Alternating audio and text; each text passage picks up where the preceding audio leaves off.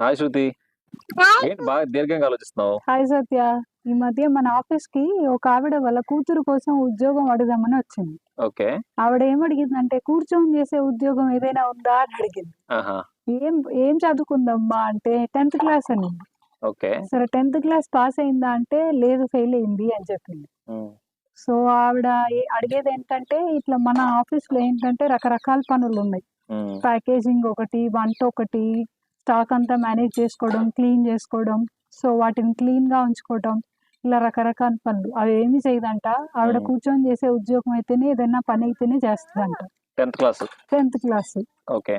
So fail అయింది కదా అందులో ఫెయిల్ ఓకే. అయింది అలా అడిగేసింది. సో అండ్ ఇంకొకటి ఏంటంటే ఒకవైపు సింధు ఉంది కదా మన ఆఫీస్ లో, సింధు డిగ్రీ గ్రాడ్యుయేట్ అన్నమాట.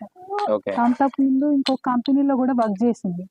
సో కొత్త పని నేర్చుకోవాలి అన్న ఇదితో ఎక్కువ ఇంట్రెస్ట్ తో మన దగ్గరకు వచ్చి చేరింది.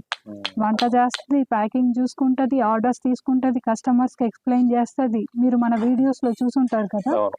మొత్తం మళ్ళీ స్టాక్ అంతా క్లీన్ చేసుకుంటది, నీట్ గా ఆర్గనైజ్ చేసుకుంటది. సో ఇలాగుందనమాట ఇంకొక సైడ్ స్టోరీ. ఓకే. సో ఈ లెక్కన డిగ్రీ చదువుకున్నాను కదా, నేను ఇవన్నీ చేయనంటే అందుకని ఆలోచిస్తున్నాను. అసలు అంటే వాళ్ళు ఉద్యోగం అడిగేది బాగుంది కానీ పర్టికులర్ గా కూర్చొని చేసే ఉద్యోగం అని వాళ్ళే చెప్పేస్తున్నారు. సో ఇది అన్నమాట సంగతి. ఇక్కడ ఇలా ఉంది మన పరిస్థితి. ఓకే. కానీ యాక్చువల్ గా గ్రో అవుదాము అనే ఆలోచన ఉండేవాళ్ళు ఈ పనైనా చేయడానికి రెడీగా ఉంటారు, ఆపర్చునిటీ కోసం వెతుకుతా ఉంటారు. డెఫినెట్ గా. యాక్చువల్ గా మనమే 90% ఆఫ్ ది టైం ఏదో ఒక పనిలో ఉంటాం.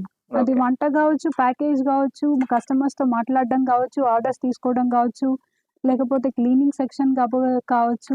90% ఆఫ్ ది టైం మనమే అన్ని పనులు చేస్తున్నాం. అదేలే. కానీ వాళ్ళ ప్రిఫరెన్సెస్ చూస్తుంటే షాక్ వేసింది, ఆశ్చర్యం వేసింది. ఓకే శృతి. ఓకే సత్య.